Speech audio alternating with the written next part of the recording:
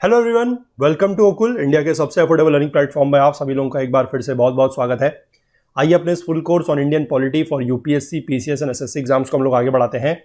और जिस टॉपिक पर हम लोग हैं, जिसकी हम बात कर रहे हैं, वो है इलेक्शंस एंड रिप्रेजेंटेशन। जो हमारी एनसीईआरटी क्लास 11th की बुक है, that is Indian constitution and work, उसका जो तीसरा चैप्टर है, that is elections and representation, उसको लेकर हम लोग बात कर रहे हैं।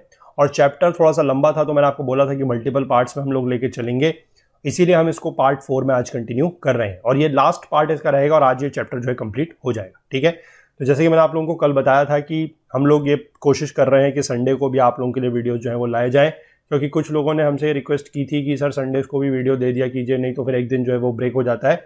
तो इसलिए आप लोग संडे को जो अगर देखने का इच्छुक हैं तो आप लोगों के लिए वीडियो अवेलेबल है। अदरवाइज जो लोग हमारा कोर्स परचेस करके देख रहे हैं वेबसाइट पर, या फिर जो लोग अगर बाद में भी देखना चाहें तो फिर ये वीडियो आप बाद में भी देख सकते हैं। ठीक है, तो फिलहाल जो लोग कोर्स को फॉलो कर रहे हैं, जो वीडियो सीरीज को फॉलो कर रहे हैं, जिनको ये पसंद आ रही है, उनसे मैं रिक्वेस्ट करूंगा कि आप लोग ज़्यादा से ज़्यादा वीडियोस को लाइक करें और ज़्यादा से ज़्यादा शेयर करें सभी लोगों के साथ, ताकि जो भी लोग इस तरीके के कोर्स वगैरह में इंटरेस्टेड है उन सभी को इसका फ़ायदा मिल सके। ठीक है, और बाकी जो लोग चैनल पर नए हैं उनसे भी मैं रिक्वेस्ट करूंगा कि अगर आप लोगों को कंटेंट पसंद आ रहा है, हेल्पफुल लग रहा है, तो आप लोग भी चैनल जरूर सब्सक्राइब कर लीजिए और बेल आइकन प्रेस करना ना भूलिएगा, ताकि वीडियोस के नोटिफिकेशंस वगैरह आपसे मिस ना हो। ठीक है, चलिए तो स्टार्ट करते हैं आज का लेक्चर, चलते हैं अपनी बुक की तरफ। देखिए, हम लोग बात कर रहे थे इस टॉपिक पे जो है फ्री एंड फेयर इलेक्शंस, यानी कि इलेक्शंस जो है वो फ्री होने चाहिए और फेयर होने चाहिए। मतलब एक तरीके से आप कह सकते हैं कि उसमें कोई भी भेदभाव वगैरह नहीं होना चाहिए। कौन कौन इलेक्शंस में पार्ट ले सकता है, यानी कि कौन वोटर हो सकता है।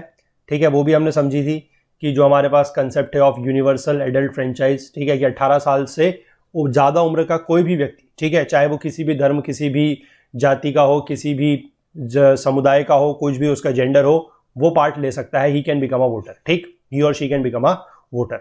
उसके बाद कौन व्यक्ति ऐसा है जो इलेक्शन में कंटेस्ट कर सकता है, यानी कि चुनाव कौन लड़ सकता है, वो भी हमने देखा है। ठीक है, जो भी वोट दे सकता है वो चुनाव में लड़ सकता है, लेकिन वहां पर कुछ एज वगैरह का क्राइटेरिया दिया गया है। लेकिन वहां पर भी यह है कि एजुकेशन को लेकर, इनकम को लेकर, कास्ट को लेकर, कम्युनिटी को लेकर, इस तरीके कोई भी भेदभाव नहीं है। ठीक है, तो ये पार्ट अभी तक हम यहां पर समझे थे। अब इस फ्री एंड फेयर इलेक्शंस में ही हम लोगों ने आगे एक टर्म समझना है, that is your independent election commission. हमारे पास एक इलेक्शन कमीशन है, यानी कि एक चुनाव आयोग है, वो और एक इंडिपेंडेंट बॉडी है। वो इंडिपेंडेंट बॉडी क्यों है? क्योंकि वो एक कॉन्स्टिट्यूशनल बॉडी है। आप कह सकते हैं कि वो एक संवैधानिक बॉडी है, कॉन्स्टिट्यूशन में उसका प्रावधान दिया गया है। ठीक है, चलिए इसको देखते हैं क्या है। Several efforts have been made in India to ensure that the free and fair election system and process. ठीक है, कुछ एफर्ट्स किए गए हैं इंडिया में ये इंश्योर करने के लिए कि फ्री और फेयर इलेक्शंस यहां पर होने चाहिए। The most important among these is the creation of an independent election commission. ठीक, सबसे पहली बात आपको ध्यान रखनी है कि ये एक इंडिपेंडेंट बॉडी है। और क्यों है? क्योंकि कॉन्स्टिट्यूशनल बॉडी है। ठीक है, और क्या इसका काम है? To supervise and conduct elections, यानी कि इलेक्शंस को सुपरवाइज करना है और इलेक्शंस को कंडक्ट कराना है। Do you know that in many countries there is an absence of an independent mechanism for conducting elections? ठीक है, उसकी हमें जानने की जरूरत है, सच है नहीं। ठीक है, अगर फिर भी आप लोग कहीं से डेटा नोट डाउन करना चाहे तो कर सकते हैं। ठीक, आर्टिकल 324 में जो है वो इलेक्शन कमीशन का जिक्र है, तो ये कॉन्स्टिट्यूशनल बॉडी हो गई। ठीक है, इसका जो क्लॉज 1 है वो क्या पढ़ता है, उसमें क्या रीड है वो देखते हैं हम लोग। The superintendence, direction and control of the preparation of electoral rolls. Electoral rolls क्या होता है? इलेक्टोरल रोल्स का मतलब होता है वोटर लिस्ट। ठीक है, जहां पर सभी वोटरों के नाम होते हैं, दैट इज वोटर लिस्ट। ठीक, for and the conduct of all elections to parliament and to the legislature of every state and of the elections to the offices of president and vice president held under this constitution shall be vested in a commission and referred to in this constitution as the election commission. तो यहां पर आपको इस paragraph में या इस article में आप कह सकते हैं, जो आर्टिकल 324 का क्लॉज 1 है, उसमें यह बताया गया है कि इलेक्शन कमीशन का क्या काम है। ठीक है, इलेक्शन कमीशन एक तो इलेक्टोरल रोल्स यानी कि वोटर लिस्ट प्रिपेयर करेगा, और दूसरी बात है कि इलेक्शंस कंडक्ट करवाएगा। किस किस के करवाएगा? एक तो करवाएगा पार्लियामेंट के। पार्लियामेंट मतलब आपके दोनों हो गए, राज्यसभा, लोकसभा। ठीक, उसके बाद हर राज्य की जो लेजिस्लेचर है उसके, यानी कि लेजिस्लेटिव असेंबली है उसके, लेजिस्लेटिव असेंबली भी, और लेजिस्लेचर जो काउंसिल है जहां पर उसके भी, विधानसभा, विधान परिषद दोनों के। ठीक है, हालांकि हम लोगों को पता है कि राज्यसभा के जो चुनाव है और जो लेजिस्लेटिव काउंसिल के जो चुनाव है वो एक इनडायरेक्ट मेथड है। ठीक है, यह हमें समझना है कि ये इनडायरेक्ट मेथड है, लेकिन करवाए ये भी जो है इलेक्शन कमीशन के द्वारा ही जाते हैं। ठीक, ये बात आपको समझनी है। और किस किस के चुनाव करवाएंगे ये? राष्ट्रपति के, और उपराष्ट्रपति के। ठीक है, तो यहां पर आप एक चीज समझ सकते हैं कि लोकल बॉडी का नाम नहीं है, तो अपने आप आपको ऐड भी नहीं करना है, क्योंकि लोकल बॉडीज का जो चुनाव है वो इलेक्शन कमीशन नहीं कराता, उसके लिए एक अलग से बॉडी है, that is known as your state EC, state election commissioner. ठीक है, ये इसका चुनाव करवाएगी। तो ध्यान रखना है, लोकल बॉडीज यानी कि आपकी जो अर्बन लोकल बॉडी है वो भी, और जो रूरल लोकल बॉडी है यानी कि म्युनिसिपैलिटीज भी और पंचायत भी, इन दोनों का चुनाव जो है वो इलेक्शन कमीशन नहीं करवाता है। ये आपको बहुत अच्छे से ध्यान रखना है। ठीक है, क्योंकि इस तरीके के सवाल जो है एसएससी वगैरह के एग्जाम में कभी कभी पूछ लिए जाते हैं, रेलवेज वगैरह के एग्जाम में ही पूछे जा सकते हैं कि इलेक्शन कमीशन जो है वो किस किस का चुनाव कंडक्ट करवाता है। तो आपको ध्यान रखना है कि लोकल बॉडीज यानी कि रूरल लोकल बॉडी और अर्बन लोकल बॉडी को छोड़कर बाकी सभी का, ठीक है, लोकसभा का, राज्यसभा का, स्टेट की लेजिस्लेटिव असेंबली यानी कि विधानसभा का, विधान परिषद का, राष्ट्रपति का और उपराष्ट्रपति का। ठीक है, चलिए अब गवर्नर का क्यों नहीं करवाता ये नहीं पूछेंगे आप लोग, ठीक है ना। चलिए आगे देखते हैं। Article 324 of the Indian constitution provides for an independent election commission for the superintendence, direction and control of the electoral roll and the conduct of elections in India. These words in the constitution are very important, for they give the election commission a decisive role in virtually everything to do with the elections. यानी कि election से संबंधित जो भी कार्य है, कोई भी कार्य है, या आप कह सकते हैं कि सारे के सारे जो भी कार्य है वो किसके पास पावर दी गई है उसको करने के लिए, इलेक्शन कमीशन के पास। The supreme court has agreed with this interpretation of the constitution. ठीक है, इलेक्शन कमीशन ऑफ इंडिया को असिस्ट करने के लिए हर स्टेट में यानी कि हर राज्य में कौन होते हैं, चीफ इलेक्टोरल ऑफिसर। ठीक है, the election commission is not responsible for the conduct of local body election. देखिए वही चीज जो मैंने आपको ऊपर बताई यहां पर लिखी भी गई है कि इलेक्शन कमीशन जो है वो conduct of local body elections के लिए रिस्पॉन्सिबल नहीं है। ठीक है, उसके लिए कौन होगा वो हम बाद में जाके हालांकि समझेंगे। यहां पर लिखा गया है the state election commissioners work independently of the election commission of India and each has its own sphere of operation. ठीक है, ये स्टेट इलेक्शन कमिश्नर जो है वही चुनाव कंडक्ट करवाते हैं लोकल बॉडीज का। ठीक है, इसके बाद आगे लिखा गया है कि जो इलेक्शन कमीशन है ये एक सिंगल मेंबर बॉडी भी हो सकता है या फिर एक मल्टी मेंबर बॉडी भी हो सकता है, यानी कि इसके सदस्य एक भी हो सकते हैं या एक से ज्यादा भी हो सकते हैं। 1989 तक जो इलेक्शन कमीशन है वो एक सिंगल मेंबर बॉडी था। ठीक, 1989 के जनरल इलेक्शन से जस्ट पहले 2 इलेक्शन कमिश्नर्स को अपॉइंट किया गया, making the body multi member, और उसके बाद इलेक्शंस के तुरंत बाद फिर जो कमीशन है वो वापस से सिंगल मेंबर स्टेटस में आ गया।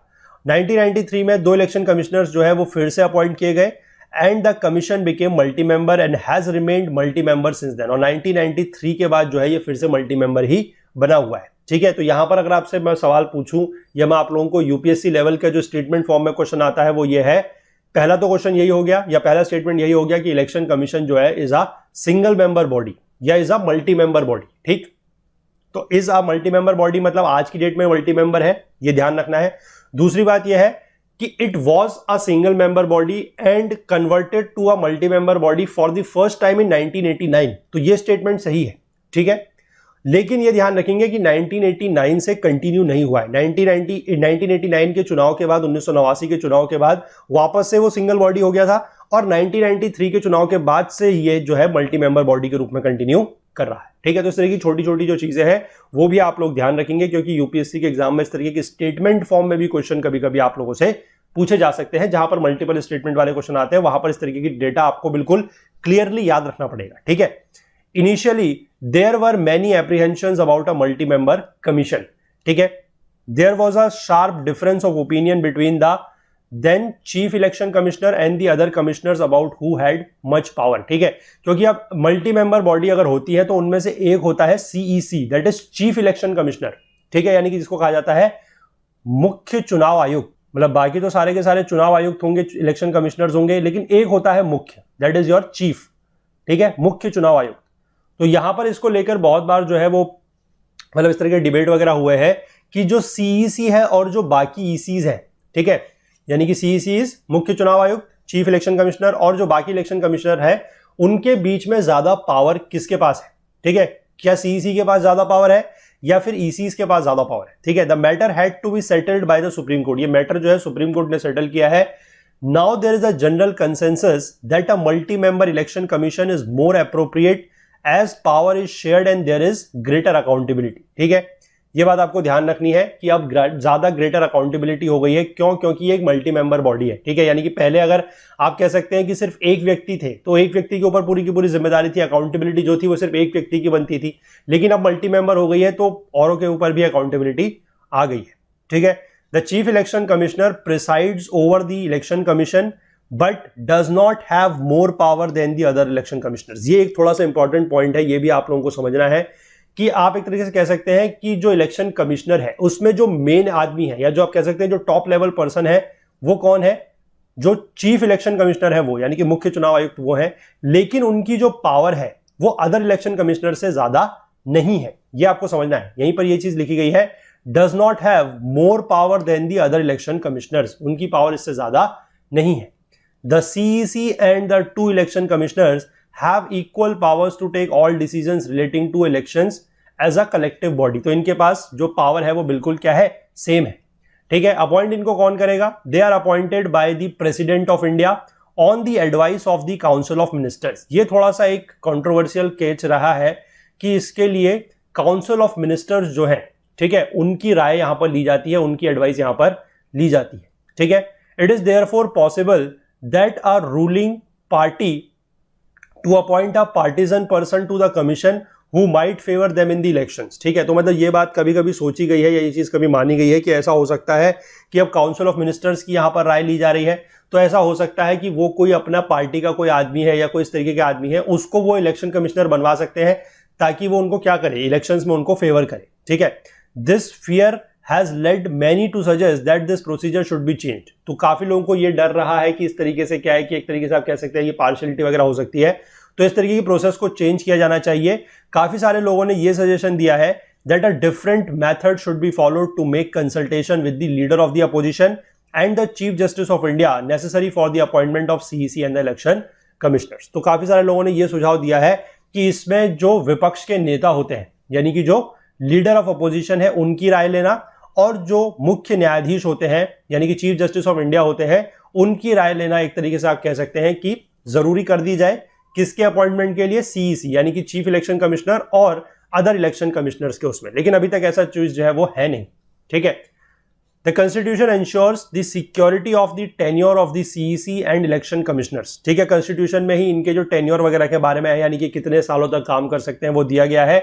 दे are appointed for a 6-year term और continue till the age of 65 whichever is earlier, यानी कि या तो 6 साल के लिए काम करेंगे या फिर 65 साल की उम्र तक, जो भी जल्दी हो जाए। यानी कि मान लीजिए अगर कोई व्यक्ति जो है वो 58 साल की उम्र में इलेक्शन कमिश्नर बनते हैं, ठीक है, तो वो 58 साल से लेकर 64 साल की उम्र तक जो है वो इलेक्शन कमिश्नर बने रहेंगे 6 सालों के लिए, ठीक। लेकिन अगर मान लीजिए कोई 61 साल में बनते हैं तो क्या होगा कि फिर जब उनकी एज 65 साल हो जाएगी तो वो यहाँ पर रिटायर हो जाएंगे, तो वो सिर्फ 4 ही साल काम कर पाएंगे, ठीक। यानी कि आपको समझना है कि या तो 6 साल के लिए या फिर 65 ईयर्स के लिए, जो पहले हो जाएगा वो, ठीक है। The CEC can be removed before the expiry of the term by the president, ठीक है। प्रेसिडेंट द्वारा इनको रिमूव भी किया जा सकता है अगर मतलब ऐसी कोई जरूरत पड़ती है तो, ठीक है। लेकिन if both the houses of the parliament make such a recommendation with a special majority, ये आपको ध्यान रखना है कि राष्ट्रपति इनको अपॉइंट तो करते हैं लेकिन राष्ट्रपति इनको अपने आप जो है वो नहीं निकाल सकते, ठीक है। अपॉइंटमेंट एक तरीके से कौन कर रहा था? आप कह सकते हैं राष्ट्रपति, समझिएगा इसको थोड़ा सा, ठीक है। अपॉइंटमेंट कौन कर रहा है? प्रेसिडेंट। और किसकी रिकमेंडेशन से कर रहे थे?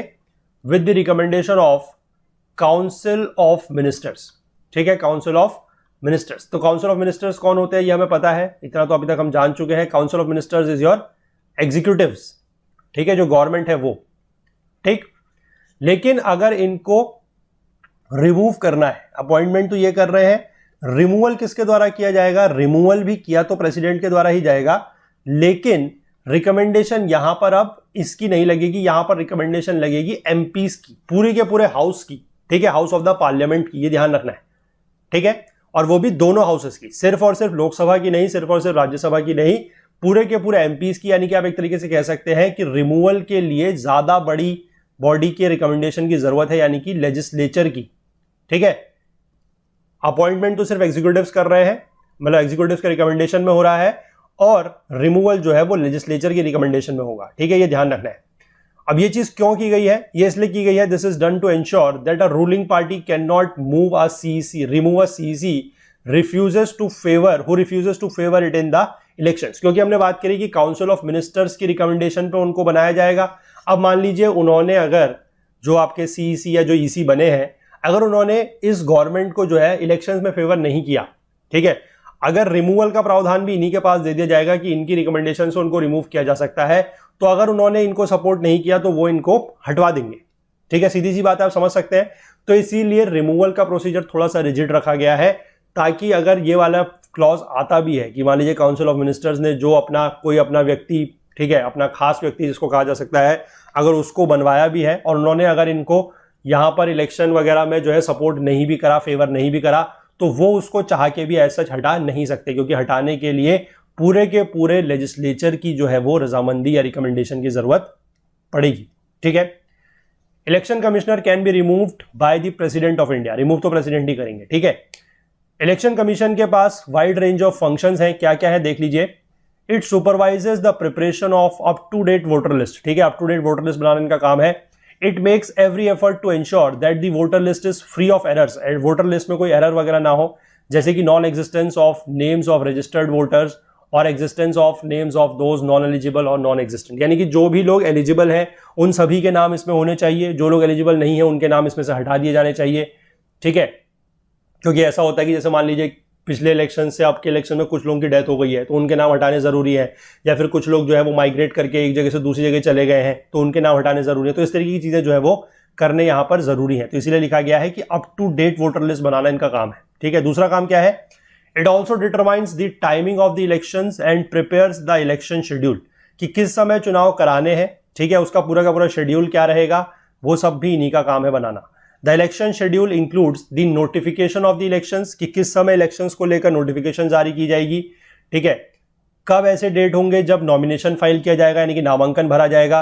Last date for filing nomination, नामांकन भरने की आखिरी तारीख क्या होगी, स्क्रूटनी की आखिरी तारीख क्या होगी, विड्रॉ अगर कोई करना चाहता है, कोई अगर नाम वापस लेना चाहता है तो उसके लिए आखिरी तारीख क्या होगी, डेट ऑफ पोलिंग क्या होगी, मतलब चुनाव किस दिन होंगे, वोट्स किस दिन पड़ेंगे, वोटों की गिनती किस दिन होगी, रिजल्ट का डिक्लेरेशन किस दिन होगा। ये सारी की सारी चीजें जो है वो डिसाइड कौन करता है? इलेक्शन कमीशन ही करता है। ठीक है, during this entire process the election commission has the power to take decisions to ensure a free and fair poll. ठीक है, इस पूरे के पूरी प्रोसेस में इलेक्शन कमीशन के पास ये पावर है, वो कोई भी डिसीजन इस तरीके से ले सकता है जो ये इंश्योर करे, ये सुनिश्चित करे कि जो पोलिंग है वो फ्री एंड फेयर है। ठीक है, इट कैन पोस्टपोन और cancel the election in the entire country or a specific state or constituency on the ground that the atmosphere is vitiated and therefore a free and fair election may not be possible। ठीक है, वो पूरे के पूरे देश में या किसी भी स्टेट में, किसी भी स्पेसिफिक स्टेट में या किसी भी कंस्टिट्यूएंसी में, यानी किसी भी निर्वाचन क्षेत्र में जो है वो चुनाव को कैंसिल भी कर सकते हैं या पोस्टपोन भी कर सकते हैं। ठीक है, किस आधार पर? कि वहां का जो एटमॉस्फेयर है वो विशिएटेड है, मतलब वहां का माहौल जो है वो सही नहीं है और यहां पर इस समय जो है वो free and fair elections possible नहीं है, तो इसलिए वहां का जो है इलेक्शन कैंसिल किया जा सकता है। ठीक है, the commission also implements a model code of conduct for parties and candidates. Model code of conduct मतलब जो आप लोगों ने सुना होगा आदर्श आचार संहिता। ठीक है, इसको बोला जाता है आदर्श आचार संहिता, कि जैसे मान लीजिए जिस दिन से आपका ये होता है कि इलेक्शन की डेट अगर घोषित कर दी जाती है, ठीक है, मतलब लगभग इलेक्शन से 1-1.5 महीने पहले होता है जनरली हर इलेक्शन से, तो उस समय फिर क्या है कि कोई भी जो व्यक्ति है, मतलब जो भी कोई कैंडिडेट वगैरह है या जो भी कोई पार्टी वगैरह है, वो उस रीजन में जहां पर भी इलेक्शन वगैरह होने वाले हैं वहां पर कोई डेवलपमेंटल एक्टिविटीज, कोई नई घोषणाओं का मतलब इस तरीके से ऐलान वगैरह जो है वो नहीं कर सकता। That is known as your model code of conduct. ठीक है, it can order a repoll in a specific constituency, किसी भी कंस्टिट्यूएंसी में यानी कि किसी भी निर्वाचन क्षेत्र में जो है वो रीपोल यानी कि दोबारा पोलिंग कराने को लेकर भी बात कही जा सकती है। It can also order a recount of votes when it feels that the counting process has not been fully fair और जस्ट। ठीक है, और कभी उनको अगर ये लगे कि जो काउंटिंग वगैरह है वो सही तरीके से नहीं हुई है, ठीक है, तो वो दोबारा से काउंटिंग की बात भी कह सकते हैं। The Election Commission accords recognition to political parties and allots symbols to each of them। अगर कोई नई पॉलिटिकल पार्टी या कोई नई राजनीतिक पार्टी बनती है तो उसको रिकॉग्निशन देना, उसको पहचान देना भी जो है वो इन्हीं का काम है, इलेक्शन कमीशन का ही, और उसको जो सिंबल वगैरह होता है, जो चुनाव चिन्ह वगैरह होता है, वो भी यही अलॉट करते हैं। ठीक है, चलिए आगे देखते हैं। The election commission has very limited staff of its own. उनका जो अपना स्टाफ है वो बहुत ही ज्यादा लिमिटेड है, मतलब बहुत कम है। It conducts the elections with the help of the administrative machinery. ठीक है, जो एडमिनिस्ट्रेटिव मशीनरी है, मतलब जो हमारे ब्यूरोक्रेट्स वगैरह हैं या जो भी हमारे सरकारी कह सकते हैं एम्प्लॉय वगैरह हैं, उनकी हेल्प से पूरा का पूरा इलेक्शन का प्रोसीजर किया जाता है। आप लोगों ने देखा होगा कि अगर आप लोगों के घर में, ठीक है, आपके पेरेंट्स या आपके कोई भी अगर रिलेटिव जो है वो अगर गवर्नमेंट जॉब में है, भले स्टेट गवर्नमेंट जॉब में हो या फिर सेंट्रल गवर्नमेंट की जॉब में हो, तो आपने देखा होगा कि इलेक्शंस के टाइम पर उनकी ड्यूटी वगैरह जो है वो लगती है। ठीक है, पोलिंग के टाइम पर लग सकती है, काउंटिंग के टाइम पर लग सकती है, वो लगती है। अगर आप लोगों ने ये खुद भी एक्सपीरियंस किया होगा अगर आप लोगों के घर में ऐसे कोई है तो। ठीक है, however, once the election process has begun, the commission has control over the administration as far as election related work is concerned. तो इलेक्शन रिलेटेड वर्क से संबंधित जो है इनके पास एडमिनिस्ट्रेशन के ऊपर पूरा का पूरा कंट्रोल आ जाता है। ठीक है, इलेक्शन प्रोसेस के दौरान जो एडमिनिस्ट्रेटिव ऑफिसर्स होते हैं, चाहे वो स्टेट के हो या सेंट्रल गवर्नमेंट के हो, उनको इलेक्शन रिलेटेड ड्यूटी असाइन की जाती है। जैसे मैंने आपको बताया कि वोटिंग के टाइम पर लग सकती है, मतलब पोलिंग जहां पर हो रही है वहां पर, काउंटिंग के टाइम पर लग सकती है, कहीं पर भी इनको जो है ड्यूटीज दी जा सकती है। ठीक है, और इस तरीके के कार्यों को लेकर जो इलेक्शन कमीशन है, इसका इन लोगों के ऊपर जो है पूरा का पूरा कंट्रोल होता है। जो इलेक्शन कमीशन है वो इन ऑफिसर्स का ट्रांसफर कर सकते हैं या फिर इनका ट्रांसफर को रोक सकते हैं। It can take action against them for failing to act in a non partisan manner. ठीक है, नॉन पार्टिजन मतलब आप इसे कह सकते हैं कि किसी भी पार्टी के फेवर में काम नहीं करना, दैट इज नॉन पार्टिजन। ठीक है, तो नॉन पार्टिजन तरीके से काम अगर कोई व्यक्ति नहीं करता है तो इलेक्शन कमीशन उसके खिलाफ जो है एक्शन भी ले सकते हैं, ये आपको ध्यान रखना है। ठीक है, over the years the election commission of India has emerged as an independent authority which has asserted it powers to ensure fairness in the election process. ठीक है, यानी कि ये एक इंडिपेंडेंट अथॉरिटी के तौर पर जो है उभरी है, जिसने अपनी पावर्स का यूज करते हुए इलेक्शन प्रोसेस में फेयरनेस, यानी कि आप एक तरीके से कह सकते हैं कि पारदर्शिता लाने की कोशिश की है। ठीक है, it has acted in an impartial and unbiased manner in order to protect the sanctity of the electoral process. जो पूरा का पूरा हमारा चुनावी प्रक्रिया है, जो इलेक्टोरल प्रोसेस है, उसकी सैंक्टिटी को बनाए रखने के लिए, उसकी पवित्रता को बनाए रखने के लिए इलेक्शन कमीशन ने एक इम्पार्शियल तौर पर और अनबायस्ड मैनर में काम किया है, यानी कि किसी का भी पक्ष नहीं लिया है, पक्षपाती हुए बिना काम किया है। The record of Election Commission also shows that every improvement in the functioning of institutions does not require legal or constitutional change. ठीक है, मतलब इन्होंने काम करके दिखाया है, उससे एक चीज का पता लगाया है कि अगर हमें किसी भी इंस्टीट्यूशन की फंक्शनिंग को इंप्रूव करना है तो उसके लिए हमेशा जो है वो लीगल या कॉन्स्टिट्यूशनल चेंज करना पड़े, ऐसी जरूरी नहीं है। It is widely agreed that the election commission is more independent and assertive now than it was 25 years ago. यानी कि आज से 25 साल पहले जो इस बॉडी की स्थिति थी, ठीक है, इलेक्शन कमीशन की जो स्थिति थी, आज ये उससे ज्यादा क्या हो चुका है, पावरफुल हो चुका है, और आज ये उससे ज्यादा इंडिपेंडेंट भी हो चुका है। This is not because the powers and constitutional protection of the election commission have increase. ठीक है, ऐसा नहीं है कि उसकी कोई पावर वगैरह बढ़ गई है। The election commission has started using more effectively the powers it always had in the constitution. Constitution में इनके पास पावर्स पहले से ही थी, लेकिन अब क्या हुआ है कि इन्होंने उन पावर्स को ज्यादा इफेक्टिव तरीके से यूज करना शुरू कर दिया है। बस ये चीज हुई है, इसलिए ये पहले से ज्यादा असर्टिव और पहले से ज्यादा इंडिपेंडेंट बॉडी एक तरीके से बनकर उभरी है।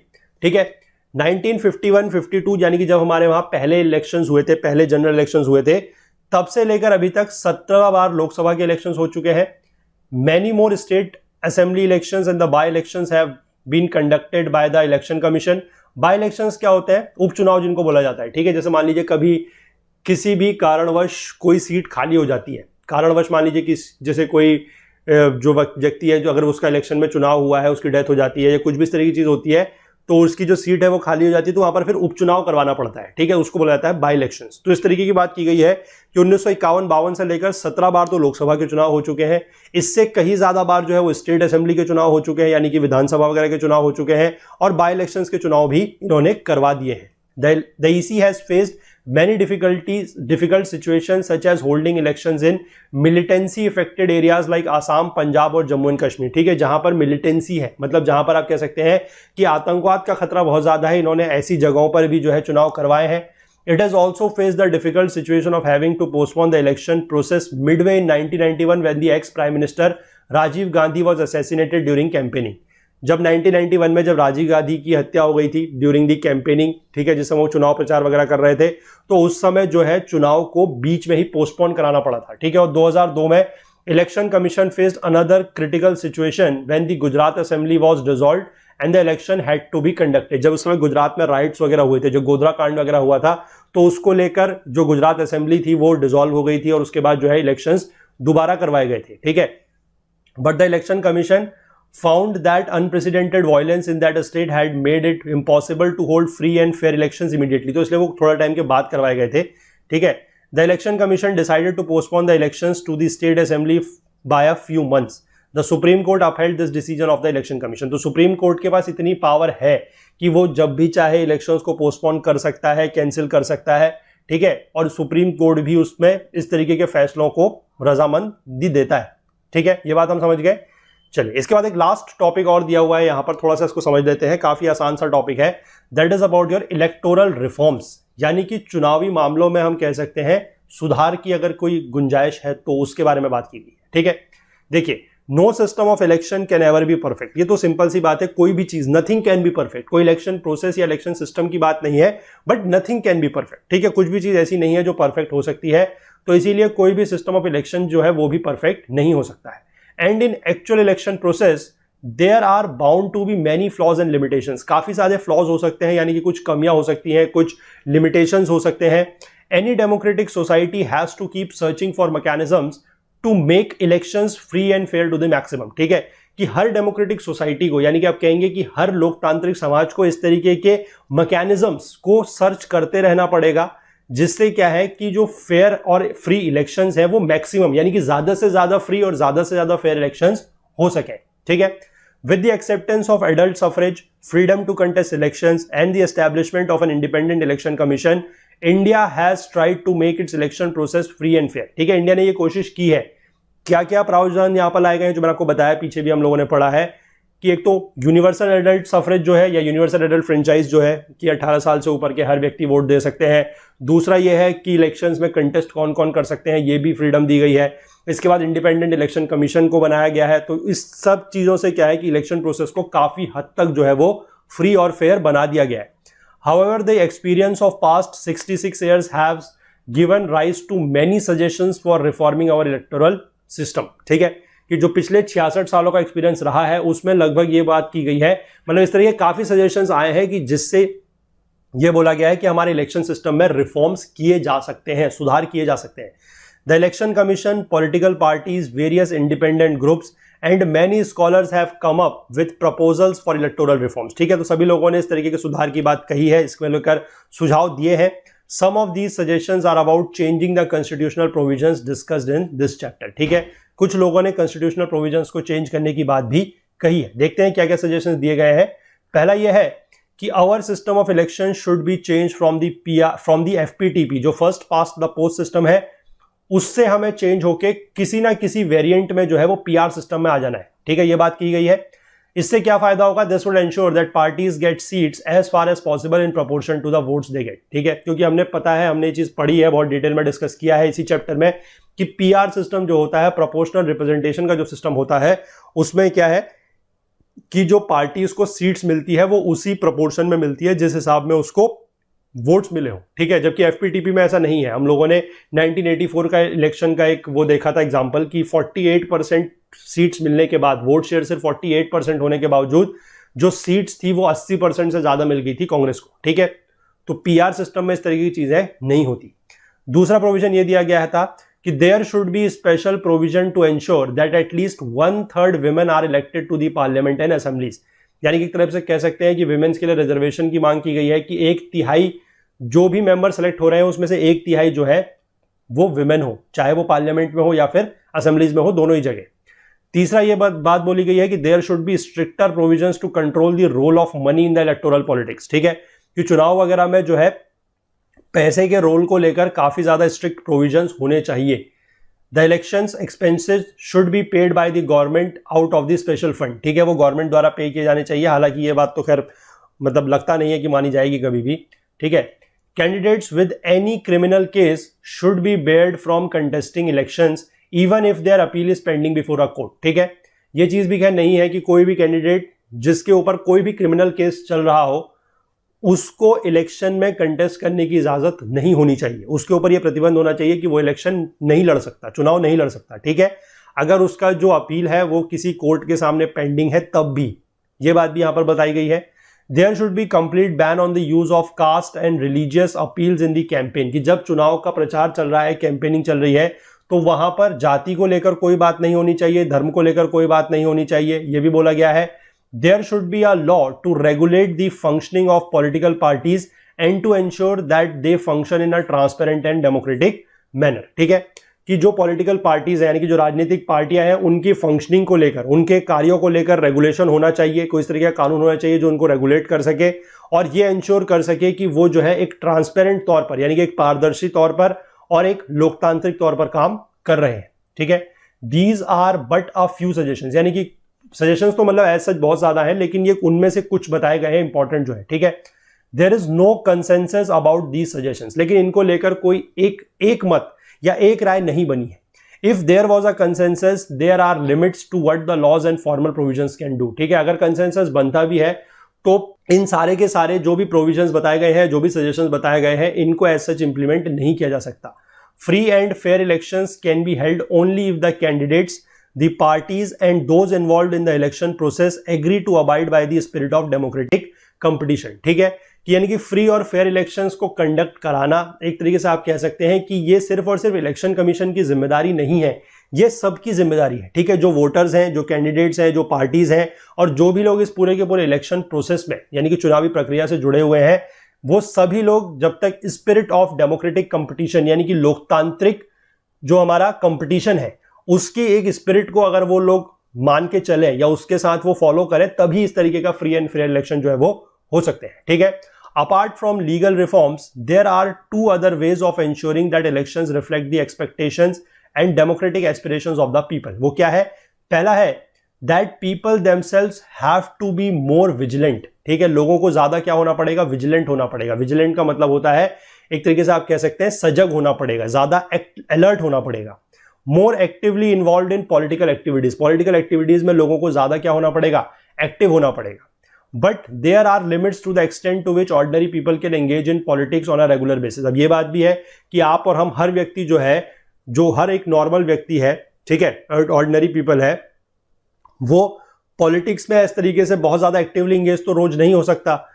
तो क्या हो, therefore it is necessary that various political institutions and voluntary organisations are developed and are active in functioning as watchdog for ensuring free and fair elections. ठीक है, तो मतलब हर व्यक्ति तो नहीं हो सकता, तो इसीलिए कुछ इस तरीके के पॉलिटिकल इंस्टीट्यूशंस या फिर कुछ वॉलंटरी ऑर्गेनाइजेशंस जो है वो बनाए जाए और जो एक तरीके से कह सकते हैं कि फ्री एंड फेयर इलेक्शंस को कराने के लिए एक वॉचडॉग का काम करें। मतलब आप कह सकते हैं कि इसकी फंक्शनिंग पे नजर बनाए रखें हमेशा।